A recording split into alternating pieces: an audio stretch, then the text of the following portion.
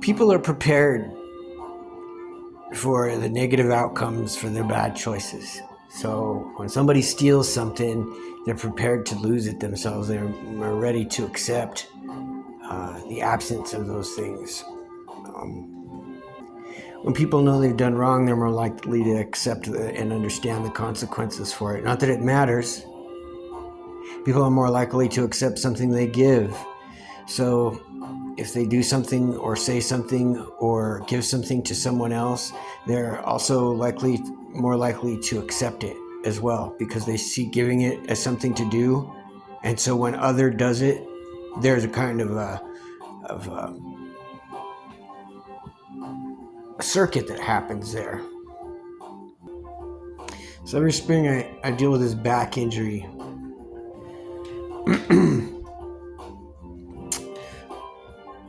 I get jumped a lot. People attack me out of nowhere. A lot of times I don't see them where they come from. Sometimes I do, and one night out of nowhere, this dude just pushed me off of a fucking porch. He tried to make it look like it was an accident, but when I landed on my feet, I didn't realize I'd hurt my back as I recovered from the fall. And like to this day, when spring comes around, I can feel it in my back. Like all it took was for me to take a drink out of a container, and I felt it. I was like, oh man. And it's not as bad as it used to be because I worked on it. So I'm really tired of living here. People attacking me, trying to kill me all the time. You know, it's been a long time that people have done that. I remember them doing it to me in Durango. I remember them doing it to me in Denver, which gets to be a little bit more random because there's more crime there. And I'm always by myself because if I have anyone near me, they're either convinced that they don't want anything to do with me or just straight up physically, emotionally, psychologically, socially hurt for having anything to do with me. To keep me isolated is how they keep getting, one of the ways they can keep getting away with hurting me. Like physically fucking hurting me. It's fucking ridiculous, dude. Like, they sabotaged a lot of my work and things like that. This last time they broke my thumbs and I missed work because I could work with my thumbs broken. And my thumbs messed up, but they've already gotten pretty much better. Not quite, but they're getting there. I think to myself, you know, I would just leave and go far away, but every time I try to earn enough money and get enough resources to get the fuck away from this demonic rape gang that traffics everyone, hurts everyone with sex, and beats me in front of the others regularly. They do things like this to like a lot of different people, men, women. I've seen it in different places happening to other people. They get hurt and beat. There's no protection from them for the police for some reason. And once the people here find out that there's someone they can get away with hurting, they'll hurt them. They don't know any reason why. They don't have any fucking real reason why, except that they like to fucking hurt people.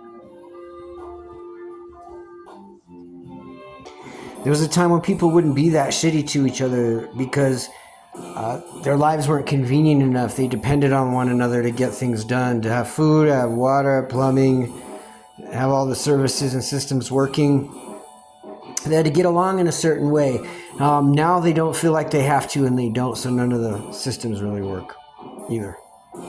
They're completely brainwashed, divided people, cruel and incisive. Like, you know, I've been lucky I get to work at all and try and make a little money to get the fuck out of here. Right? And try, even though it's never enough and it's never going to be enough because they're always going to do something.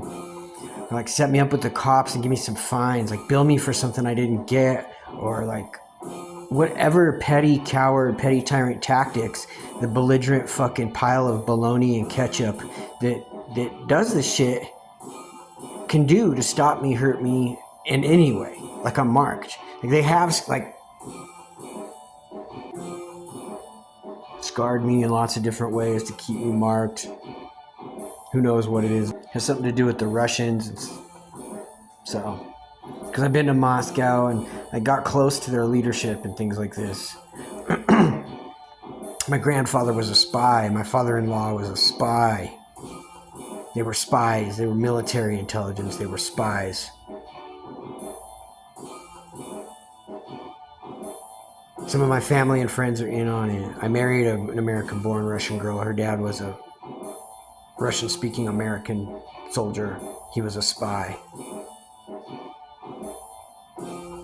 These people are shit. They can't feel the fucking responsibility it takes to get to the bottom of something or understand justice or truth or anything like that. I promise. They have not fulfilled any of their obligations to civility and democracy that I know of. And the fact that they are panicked and always panicked in the streets all the time, all of them. Like when I went out to protest the war in Iran during Trump's last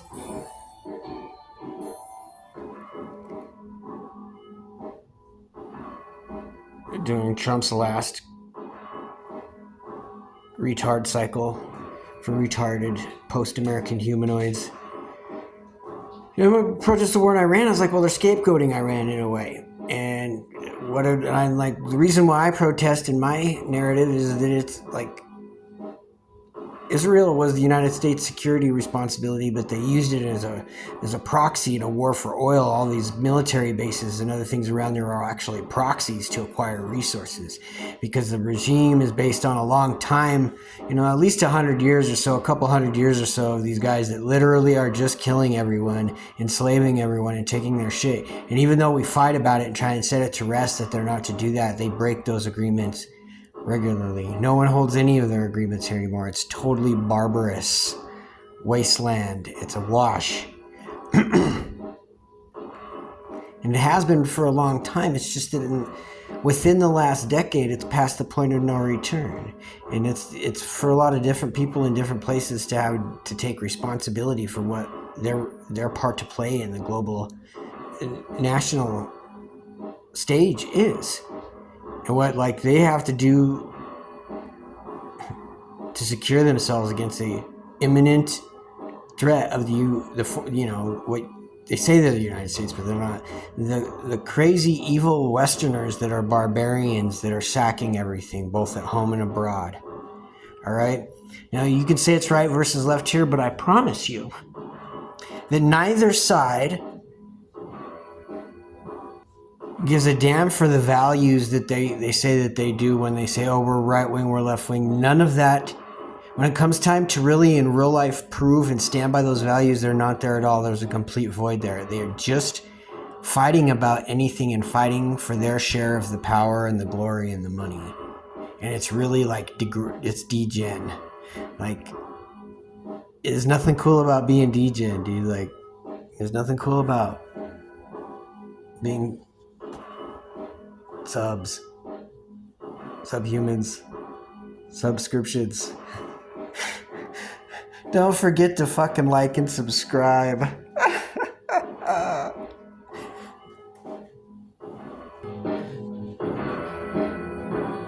don't know what's up with my job at the farm. They won't tell me what's going on at the farm. They won't tell me anything.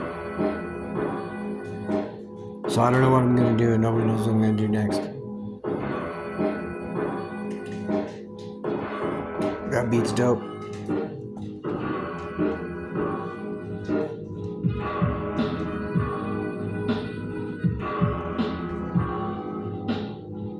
It's like society at large sometimes it just like faces the wrath of its pariah scapegoats and like misplaced authority and things like that. It's like whether it's the police or whatever, security forces, politicians, whatever, anybody, it seems like anymore, has the capacity and or ethics or character it takes to assume like leadership responsibilities. It's just too bad that the people aren't educated and enough to take responsibility for themselves and make their own choices. That's one of the big problems that you have in this democracy, is that a lot of these people are actually cultivated and groomed to be slaves. They're lied to a lot, like the whole like spraying the sky to protect from the fires, from the drought thing, like really fuck with people, because like some people lied, acted like they couldn't even see that there was shit being sprayed in the sky. Like in years and years ago, like the press had to come out with some press releases about the company here in Colorado that was hooking tanks up to different planes and having them drop But I like don't really know how much that worked, but I do know that's a lot of fuel. Like, so they have to like, at some point they're either using too much fuel to do it, or because they didn't do it right in the first place, or like they just dropping that shit from normal other flights with like some kind of tank or something, and like package delivery, things like that. And I'm thinking to myself, like, either way, like they're making these patterns and crisscross the shit.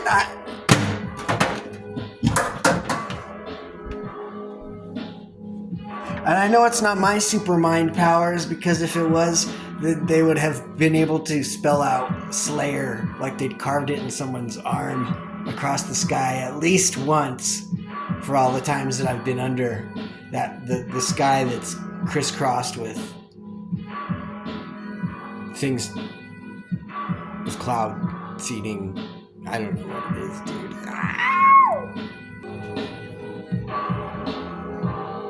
It's dope. What about this? What is this one? Another one.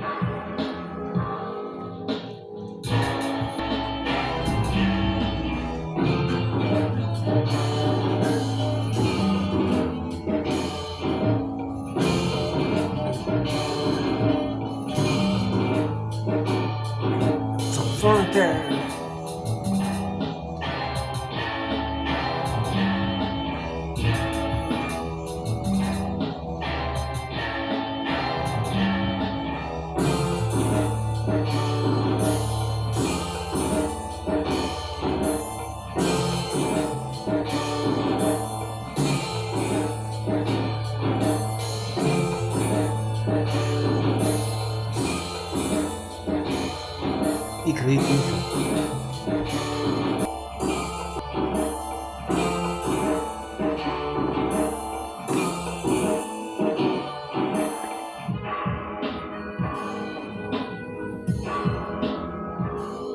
Dude, so Graham, like, Pueblo's awful. Like, Pueblo really is super dangerous and like one of the worst places to live. Like, there ain't no reason for these guys to get here except that it's a hub it's off I-25. Like, it's pretty scary, actually. Doinks! I don't know what's going with Pueblo. See, that's what I was drinking out of when I hurt my back. It doesn't hurt that bad. I feel it popping. Oh my goodness. That's why them bad guys get me all the time, you know? They get me enough. And I don't want to live with it anymore. Like I said this year, like 5 years ago, I was like, oh God, just when everything's fucking gonna be the worst, dude. I'm like, oh, I'm so fucked up now. I've had to fight so many dudes so many times. Like, as far as like body count is for fights and women, like either one, like I won't like sit here and think of all the times, all the girlfriends I've had or the fights that I've been in without compensating myself for it, because it's like to me it's my real life and it's fucking miserable. You know, only other people could possibly find any kind of like education or entertainment from my stories. And see, the thing is, my stories are true. Like, I tell a lot of stories that are true about crazy shit that happened in my real life and stuff, even when I tried to have a calm, peaceful life. You know that? It's too bad.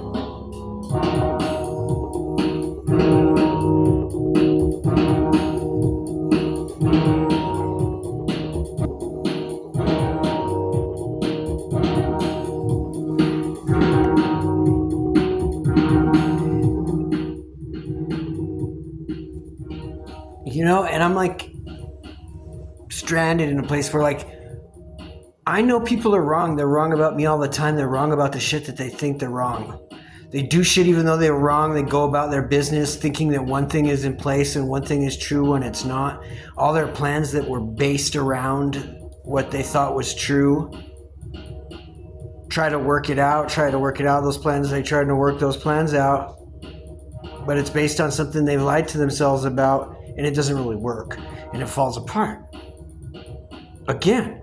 like over and over again. It's like people never learned. Like basic fucking function of ethics and morality is like if you lie, that's probably not going to work out. And if you're doing something, you got to lie about it. It's probably not a good thing to do. So you're in a moral, ethical question. If you have to do it completely hidden, of course, you should definitely question yourself. If you have to do it discreetly, then you should think about it. But look, very often discretion is a better act of valor. I mean, once I know, like people are seriously trying to kill me and hurt me, so. Once I know, and it's been a long time, so once I figured out that they were trying to kill me and hurt me, and I realized they would believe shit that wasn't true, which is weird for anybody who's got to be an authority or like anything you have to do, you would have to know what was going on. But they were so deeply seated in disinformation and misinformation. Their jobs, their roles were created by lies, like big fat fucking lies too, about 9/11 and secret torture chambers that people became government officials so they could do. So they became police officers so they could do crime, became government officials so that they could torture people, became those and assumed those roles so that they could exploit them, and like for years now, so that everybody else now has the idea that that's how to get shit done, and it's been like that for years now too. So like nothing fucking works. That's the nature of corruption. Like people like still approach things with some dignity and stuff, but I can see like the people that do it like that their hearts are broken, that they're carrying on in vain, that they're like that they know that they're just doing their best in face of insurmountable odds. I love the No Kings protest at some level because I belong to the Christ, and there actually are no legitimate kings but Jesus Christ. And there is no claim to the throne but Christ claimed through his blood and through his resurrection. There is no other actual king. So no matter what bad motherfucking night, so handsome, so charming, so intelligent, so smart, such an ass-kicking bad motherfucking dude you thought would be your king, it's like hell no, and he's like hell no. And that's how we won. You know? Nobody was a sucker. There's just this book I used to read. I read when I was a kid. It was called The Reluctant King. It was pretty good. It was sci-fi. It's about this dude. And I actually took that book to the head, dude, because it was like they had a lottery. And every so many years, they would like have this lottery, and whoever won the lottery had to be king. And then you'd be king for 4 years, do whatever they want as king, but at the end of the 4 years, they cut your head off. And like, there was enough text. The text was pretty big on it. So it was easy to read like at night. Before I would go to bed, I'd read a bunch of fucking books, even sci-fi, dude. And like some of the dialogues and the plot and the conversation is like a pretty easy idea. Is that people could do shit for themselves and decide for them fucking selves. And nobody cares about people look, I'll put you in the first person to this because it's really easy to explain. Like you, whoever's listening, whoever's watching, no one, me, and you. No one is going to care for you like you. No one can make better choices for you than you, ever. You will always know yourself better than other people. You will always know what is right for you more than other people. Almost always. Just because there's no such thing as always and never. Like, if you are in a position where you have to let other people decide for you, you fucked up. If you let other people decide for you what you're gonna do, you end up in a position where you're fucked up. You fucked up. You nearly have to almost all the time, but you can't be proud about it. You have to be able to accept help and ask for help when you need it. So it's not a matter of pride, oh, I did everything myself, because that's bullshit. And you don't exist alone in the void where everything's floating the way you want it to or whatever because your fucking mystery virtual helmet grants all your wishes before your sensuality. What is this? Is that people like to believe they're themselves more than they like to live in the universe with me, and they don't join me in the truth a lot. So, like, people like to believe what goes along with the narrative that makes them the most money. So whatever seems like the most prosperous narrative, if it's people who are not happy with the status quo, the narrative that changes the status quo is the one they like. If there are people that are happy with the status quo, the narrative that they like is the one that protects, sounds like it's going to work out for the status quo. That's not hard to understand. It's like propaganda. It's like, it's easy to say things about other countries that Americans, the people who live, the post-American human, the people that live here already know about themselves. And so when they're smearing out other countries, they just say things that they know are true about themselves, so they'll be more likely to believe it. I told you the psychology is that you are more likely to receive it if you give it. And you're more likely to accept consequences when you do something wrong. So in vain of those things, you get that kind of propaganda. It's just they don't want you to leave. They don't want you to think you're getting away to a better place. And in a way, they're right. Like, you made your bed, you should sleep in it. You had Americans that flee the country, fuck you. You had every opportunity here. They gave you credit. They gave you loans. They gave you cars. They gave you houses. They gave you commercial credit. They gave you fucking business loans. They gave you every fucking goddamn thing you needed to get it straight and pay the fucking bills. They gave me none of that. They killed my Russian friends. They fucked me bad. And they got everybody in on it because you guys are like putty. You guys are like silly putty. If anybody knows what silly putty is, they just smash you on the funny papers and print whatever stupid cartoon you're supposed to be. And you're so stupid and villainous, you're like fucking cartoons. Like, there's no austerity, there's no stoic frame. Like, before my eyes, and I see from the other people that it's socially accepted, they're like maniacal, selfish and greedy, they're fucking turds. They're such crap. Like, obviously in front of everyone, they're only going to hurt themselves. They're definitely going to hurt the women and children. They're definitely going to hurt the women and children abroad before they hurt the women and children here. They're going to do it like that. Like, they only hurt me. Like, I was drunk the other night. A little bit. Because I did a shot of Jaeger, went to go sing karaoke. And try and get drunk and sing karaoke one time. I never have not been out one time, really, in Pueblo. And the one time I go out, the biker gangs here are vicious and incisive. They have cell phone, they have, smart devices. They scatter their intel network. They share information everywhere. And every fucking low-life scab worm has nothing to live for except that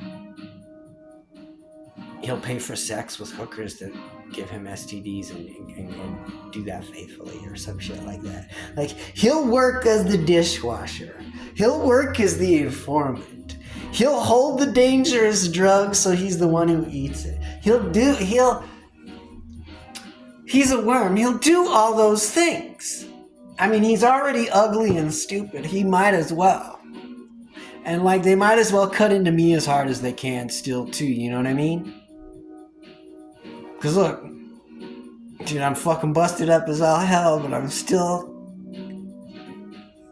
that dude.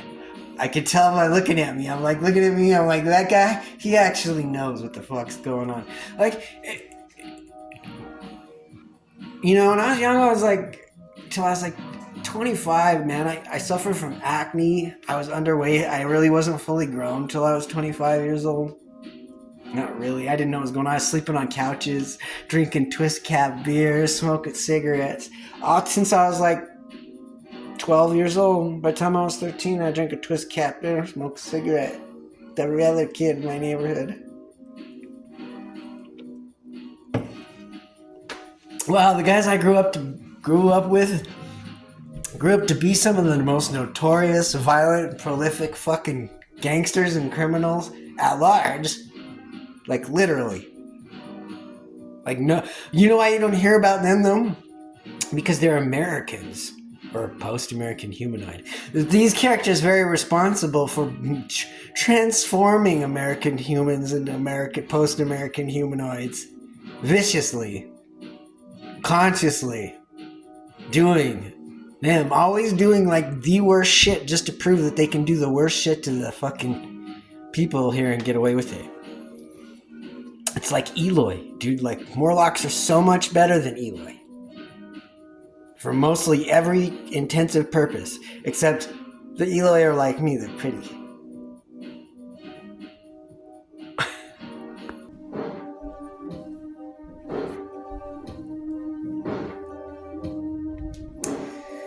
They wrapped the story they told was supposed to be a dramatic story, but it was boring. I had to get it over with quick enough. I had to call Loring, Austin, because he knew what happened, and it happened often. He rolled up in his fucking truck with the camper, looked like it was a goddamn coffin. Him sleeping in the back, how he would act if he tried to track me through the back hills, and how he feels that I know where he's at up in Guyanas on that pass, and that's the tactical location where I fucking wreck your ass. Y'all's a bunch of trash, refuge, basada. Wrap you up like empanada, you nada. Costa Rica, I couldn't see ya. So I couldn't possibly get to Cuba and free ya. But I wouldn't anyway, you already got a washing machine. But you'll never be living them American dreams, cause they don't exist. I keep your mind wrapped up in my fist, tied up in tangled knots. What you get is what you got. You pay for what you get, you wait and late, you wait and wet. You let whatever happen. That's why I'm slapping you, you subs. Why don't you subscribe to my channel? I might wear a flannel. I might wear a sweater. Someday I might actually rhyme better. But you'll never get it because you never pay it. And if I'm speaking to wet it, you've got to let it have some cash to let my dope raps pass. Word for word, bar for bar, frame by frame, check my face. Fuck the game, it's over. Nobody won. You suck like Russell Stovers. I'm lucky like 4-leaf clovers. And I do it all without a fucking gun. For number one, sun shines and I rewinds myself like a tape. You can't wait for me to grab you by the nape. Every time you step to the mic, you don't do it right. So you will never ever ever say a rhyme that I fucking like.